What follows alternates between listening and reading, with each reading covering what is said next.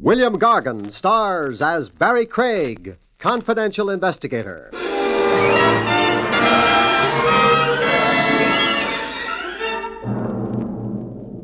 Murderers are human, just like anybody else. Every once in a while, their work begins to tire them. They need a vacation, which isn't too much of a change for them. They kill time instead of people.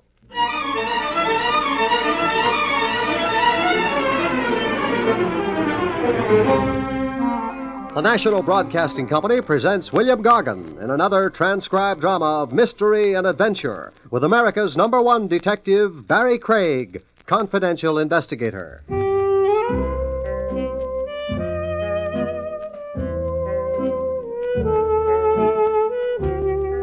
Barrie Craig speaking. The office where my license as a confidential investigator hangs is on Madison Avenue. Madison Avenue is in New York City. New York City in the summertime is a good place to go away from. I was going away from it, in the general direction of the Adirondacks and a week's fishing. I rarely catch any fish, which makes two parties to the deal very happy, the fish and me. And I hate fish.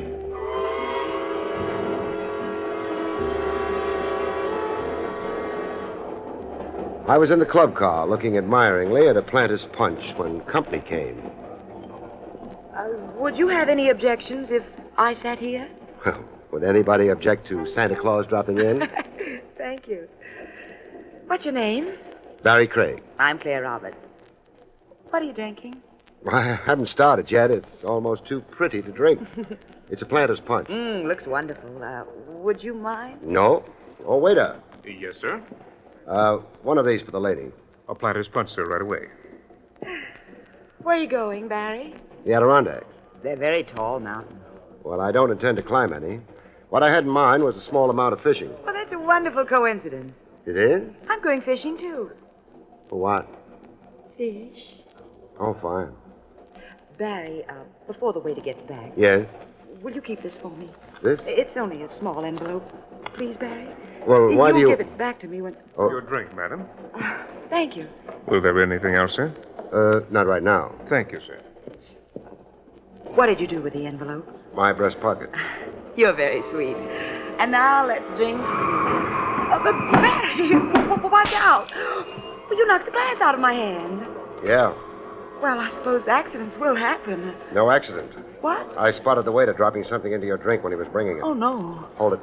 A little accident, sir? That's the way it looks. I'll get the lady another drink. Don't bother. The lady isn't thirsty anymore. Thank you, sir. Come on, Claire.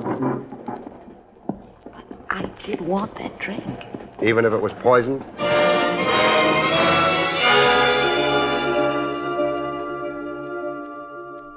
I could have been wrong. Maybe all the waiter dumped into the drink was a pinch of nutmeg or something. I didn't think so, though. I've taken a bedroom. Here it is. Would you like to come in for a bit? Sure. You're, wondering about me, aren't you, Barrie? A little. Was it nice? It was puzzled. Oh, you mean the envelope and the drink. I'd like to tell you what's in the envelope, but I don't dare. Why not? Because then you might become one of them. One of who? One of the people who want me to die.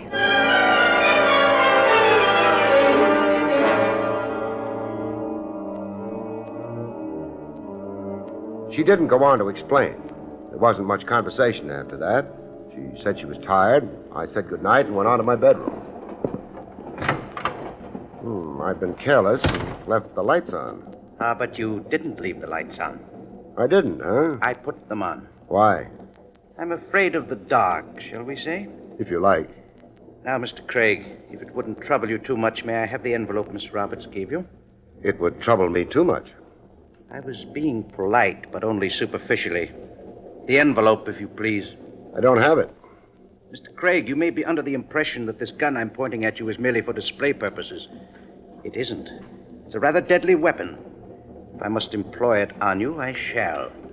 Aboard a train filled with people? Oh, come now, Mr. Craig. Surely you know enough about firearms to recognize a silencer, don't you? The only sound this gun will make when fired would resemble a cough. I don't have a cold. You were pleased to make a jest. I have smiled. Now, the envelope. I haven't got it. I'm not a child, Mr. Craig. I know Miss Roberts gave it to you. You must have been snooping.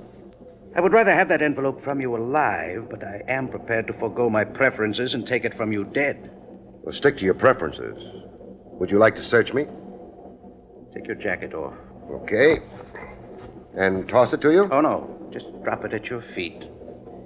Thank you. Now move back against the wall. A careful boy. An explanation of why, in my profession, I am still alive.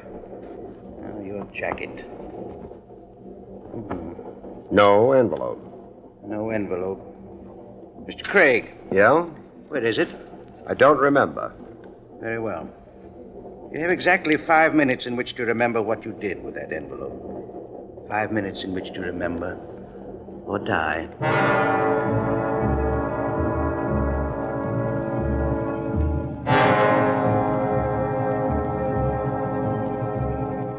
The gentleman with the silencer on his revolver was a tired-looking man, beautifully dressed right down to the gloves he wore. It occurred to me they'd never find his prints on the gun he was getting ready to use on me. I felt bitter about that. I also began wondering how smart I'd been hiding Claire's envelope in Claire's bedroom. You haven't very much time left. I haven't got the envelope either. But before you knock me off, maybe it would be more polite if you mentioned your name. It's Wiley, if that helps you any. Wiley. Doesn't help at all. Well, come right in. Don't tell. Sorry. Mr. Craig? I'm Craig. I have a telegram for you. Fine. You'd better wait. There might be an answer. Mr. Wiley here is leaving anyway. Yes, of course. Leaving your bedroom, Mr. Craig. Not the train. Well, let's get at the telegram. Hey, nothing here but a blank sheet of paper. That's right, Mr. Craig. Maybe it's right, but it isn't usual. Well, I thought it would be the best excuse for getting the other gentleman out of here. Any excuse would have been the best. I don't understand how you come in on this, though. Miss Roberts sent me. For what? The envelope she asked you to hold for her. She would like to have it now. Of course. Oh, conductor. Yes? Well, what time is it? Let me see. Yes, 10:50. Thanks. Now, if you'll give me the envelope. That's a nice costume you're wearing. Costume? Sure. I've never seen a real conductor wear a wristwatch before.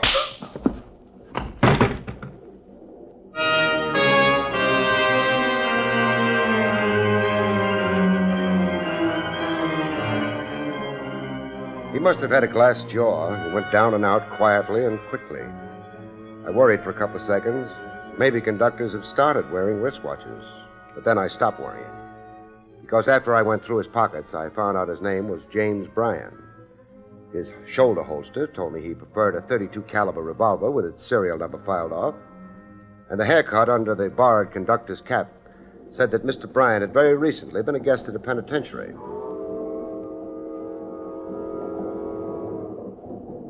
I left the phony conductor in my bedroom and decided to visit Claire Roberts in hers. It was maybe time I found out exactly what was in that envelope. There was a vestibule between the car she had her bedroom in and mine. A vestibule that was occupied by a club car waiter who tried to drug or poison Claire Roberts. A waiter who'd finished with waiting, though. Somebody had buried a knife in his back. Who is it? Barrie Craig. Just a minute. It's pretty late. I've been keeping in touch with the time. Has anything happened? Quite a lot has happened. You better let me in. Of course. Thank you. You still have the envelope. No. Barrie! Don't worry. I know where it is. Where? In a safe place. Claire, what's inside that envelope? I can't tell you. It's not my secret. I wonder if you realize exactly what kind of a secret it is. I'm not sure I know what you mean. It's led, among other things, to an attempt on my life. Oh, no. It has also led to imposture. Led me to knock a man down, and finally, very finally, it's led to the death of a man. Which man? The waiter who tried to gimmick your drink. Well, the waiter, but I didn't even know him. Maybe not, but he knew you. I can't help that. You can tell me what's inside the envelope. I can't. Believe me, Barry. Could you tell Mr. Wiley about it? I see you recognize the name. He's the head of them, the people after the... The what? Barry, he's evil. He's terribly evil. So's that line. Claire, would it interest you to know that among those aboard this train is the next convict named James Bryan?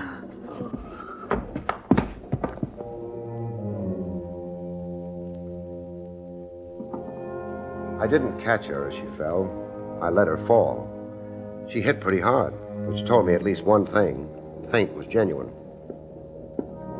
I didn't rush to revive her. There were things to be done first. One of them was to get her suitcase open. I did. Now, there were clothes in it. Maybe I was a cad for intruding on a beautiful girl's privacy. Any thoughts I might have had about that didn't last long. For a girl who was going fishing, Claire Roberts had packed the wrong thing. A couple of silk dresses, sweaters, odds and ends of nylon, and a number of high-heel shoes. So I shut the suitcase. It would have been fun thinking of how Claire would look in the various clothes she was carrying, but I didn't have time for fun. One thing was pretty obvious. With the clothes she'd brought, whatever she was going fishing for, it wasn't fish. Barry? Yeah? I must have fainted. You did. Here, I'll give you a hand up. Thanks.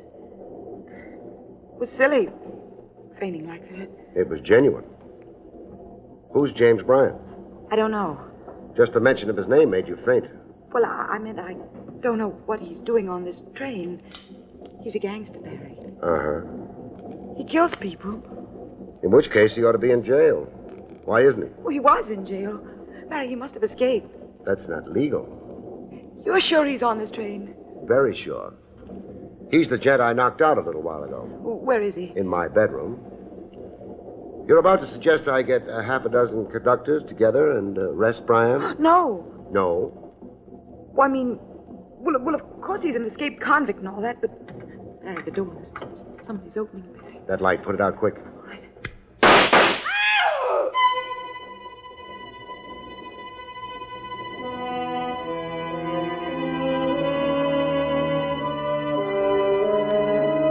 The shots missed Claire. They missed me. They were, after all, shots in the dark. They did wake a lot of conductors, though. These were genuine conductors. They all carried nice, big watches, which made them helpful so far as giving us the right time. But beyond that, they didn't have any good ideas. So they left. Barry. Yes? You didn't tell them about the envelope I gave you. Neither did you. You didn't tell them about the dead waiter either. Waste of time. They all came through the vestibule where I'd seen him. But they didn't mention anything about Our dead waiter? No. Which means he isn't with us anymore. Somebody threw him off the train? Has to be. Bryan? Well, that's a question Bryan could answer better than I think I'll go look him up. I don't want you to leave me. There's a conductor on watch outside this bedroom. You'll be safe enough. Maybe. But will you?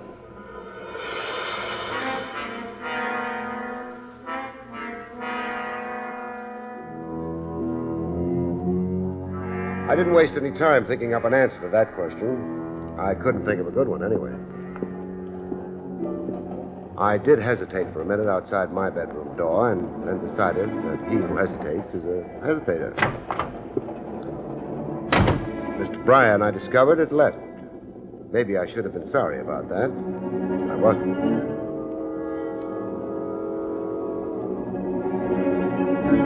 Time was 20 past midnight. In a few hours, we'd be reaching the Adirondacks and the fishing lakes that Claire was heading for, according to her. I wondered if going to sleep was the smart thing to do. Well, I could brush my teeth anyway, I decided. It's good for your teeth. By the time I got my toothbrush out, though, I changed my mind. I'd packed a blue one. The one I found in my suitcase was yellow. I lifted it to my nose and put it right down again.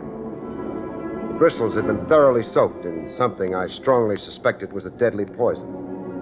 Poison that gives off the odor of almonds.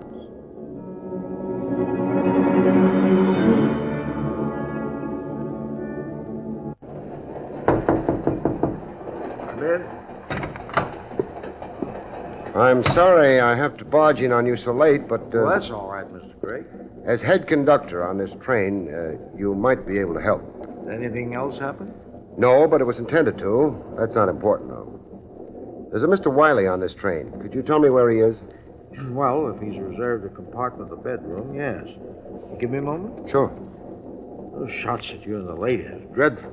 Well, they're not so bad. They all missed. Mr. Thomas Wiley has a compartment B in car 437. Thanks. Is that all you wanted? It'll have to do for right now, except, we're on our way to Martindale. Have they had anything exciting happen up there recently? Martindale? Well, it seems that the postmaster's wife and the grocery clerk... Oh, I didn't exactly mean along those lines.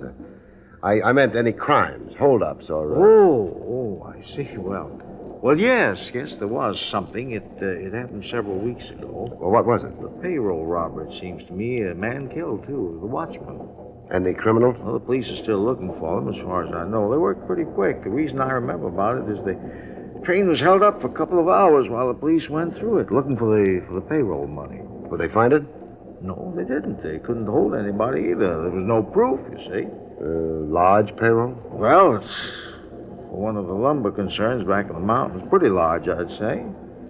Too large to get into a small envelope, huh? Oh, yes. Well, thanks a lot. Well, I've been glad to answer your questions, Mr. Craig. I wonder if Mr. Wiley will be.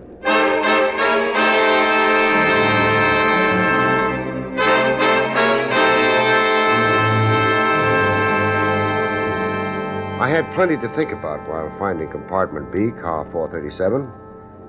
By the time I found it, I stopped thinking. Who's there? Barrie Craig. I wasn't really expecting you. Weren't you? Better take your hand out of that pocket before I come in. There's a conductor in this car. He wouldn't approve of shooting passengers. Very well. I'll disarm for the moment. There, gun's out of the way. Come in. Thanks. Now, to what do I owe this visit? The fact that I didn't brush my teeth. You're being obscure. Blunt. Someone tampered with your toothbrush? You did. You have proof of that? Enough to satisfy me. Among other things, how did you know it was the toothbrush and not the toothpaste that had been tampered with? Lucky guess. Maybe not so lucky. Wiley, did you know that James Bryan is on this train? He is. I find that of no interest. You're a liar. Have you seen that waiter recently? The one you bribed to drug Claire Roberts' drink? You're making quite a number of unfounded assumptions. No assumptions, not unfounded. Have you? I don't choose to spend my time with waiters. Too bad you didn't spend more time with this one. Oh, why? You might have talked him out of testifying against you. You're lying. You really think so? I don't know what the waiter may have told you, but whatever it was, it's not true. He's a blackmailer. That could be. Miss Roberts and I were shot at less than an hour ago. Well, I've been in this bedroom for the last 2 hours. Got any witnesses to prove that? No, you could hardly expect. True enough. Mr. Wiley, how do you feel about payrolls? I've no particular feelings about them. We're reaching Martindale in a few hours. You're getting off there? Why should I be traveling there otherwise? For the same reason that Claire Roberts is, or James Bryan is. And that reason being? The payoff.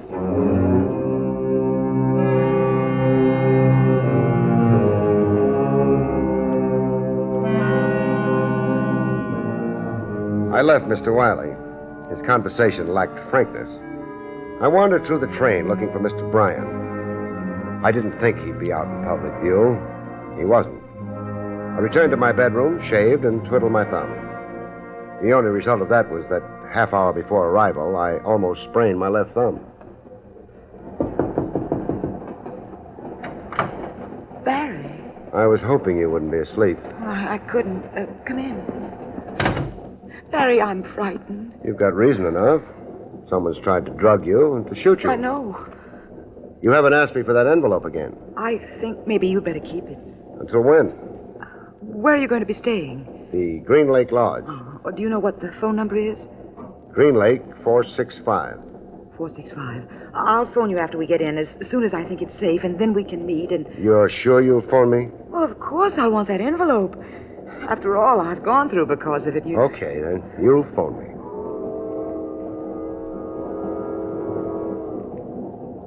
Well, looks like we've arrived. On time. Yes. I think maybe I'd better get that envelope now. Get it? Yeah. I slipped it behind the seat cushion here. What? Uh-huh. Untouched. You hid it here? Sure. Safest place for it. The last place anyone would think of my hiding it in. After they'd seen you give it to me in the club car. Barry, you are clever. Now, you better leave first. I'll follow after a while. And Claire, Yes? give me a ring sometime, huh?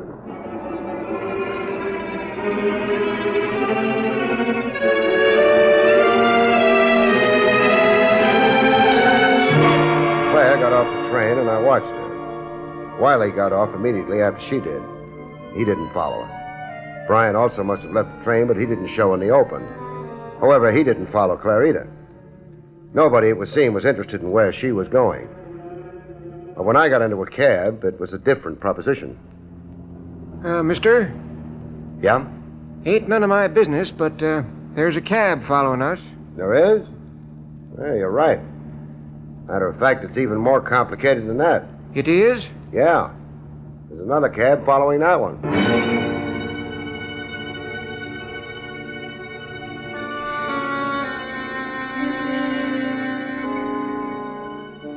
It added up neatly enough.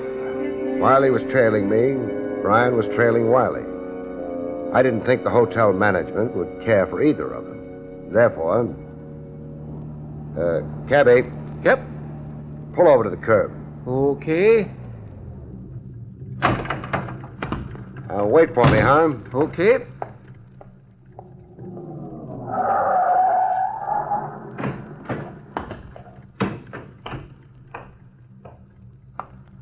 Craig?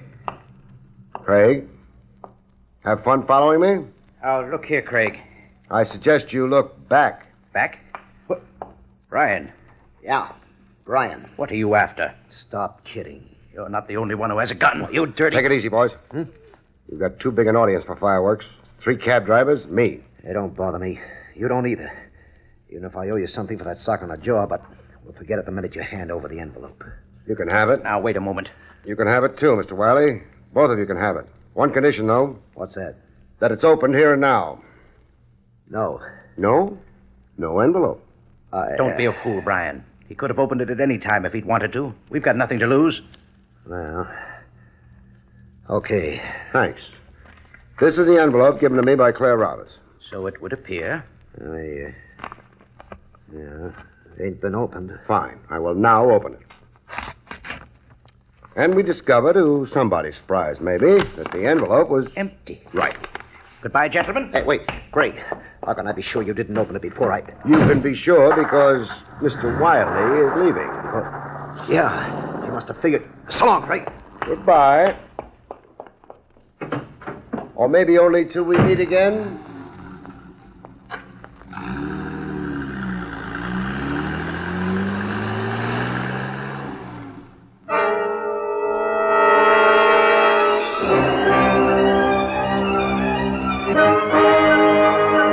I went on to the hotel, checked in, looked at the lake, and went to sleep.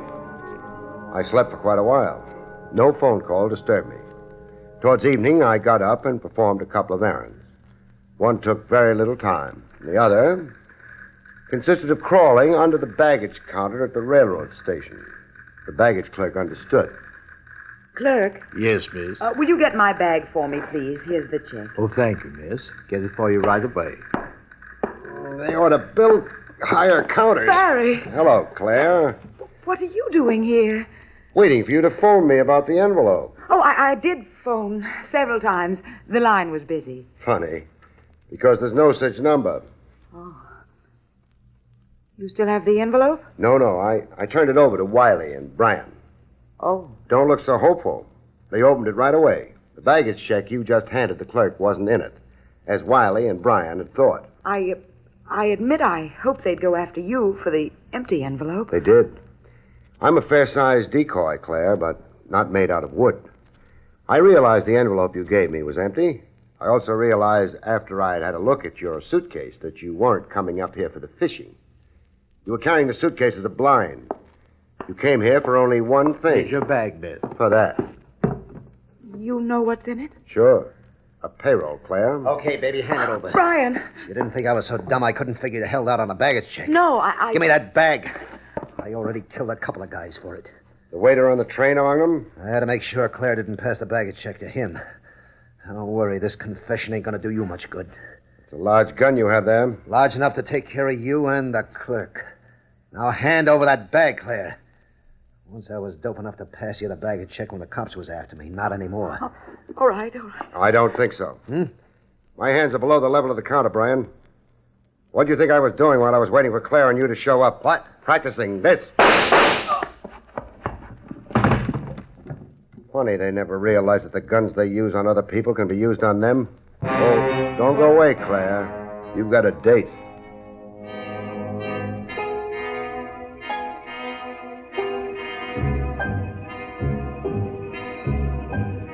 It didn't take the police long to arrive. They took Claire with them and Brian.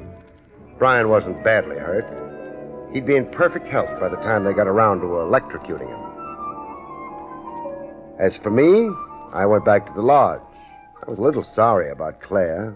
The way it turned out, all I was going to wind up with was fish.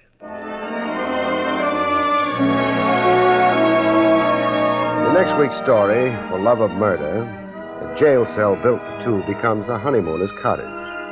When a prisoner of love squares a triangle by simply eliminating the competition. Good night, folks. See you next week. You have been listening to William Gargan in another exciting transcribed mystery drama from the adventures of Barrie Craig, confidential investigator. Tonight's story, Death Buys a Bedroom, was written by John Robert.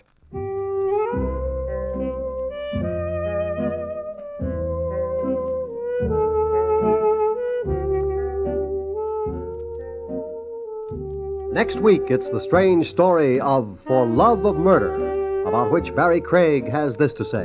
In next week's story, For Love of Murder, a jail cell built for two becomes a honeymooners' cottage. When a prisoner of love squares a triangle by simply eliminating the competition. Good night, folks. See you next week. The National Broadcasting Company has just brought you an NBC Radio Network production with William Gargan, starring as Barrie Craig, confidential investigator. Directed by Arthur Jacobson. Also heard were Betty Lou Gerson as Claire, Byron Kane as the waiter, Jack Moyles as Wiley, Lou Krugman as Brian, and Victor Rodman as the conductor. Eddie King speaking.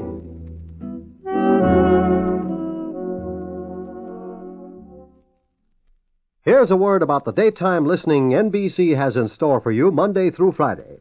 It's a refreshing schedule with quiz, music, news, and heartwarming drama. A well-balanced lineup for your summer day. For quiz fun, there's Strike It Rich, the quiz show with a heart, and The Phrase That Pays, a program that can mean prizes for listeners at home as well as the studio audience. For music, there's The Bob Smith Show with plenty of laughs blended in with a melody. The drama is supplied by a series of longtime favorites, programs like Stella Dallas, Young Widder Brown, The Woman in My House, and many more. And for news, NBC is your best bet all through the day for keeping well informed. You'll hear commentators and reports like Alex Dreyer, Pauline Frederick, Morgan Beatty, Ray Henley, and many others who bring you the latest news as it happens and take you behind the scenes for the inside stories. For the very best in daytime radio entertainment, stay with NBC. There's another exciting Dragnet adventure tonight on the NBC Radio Network.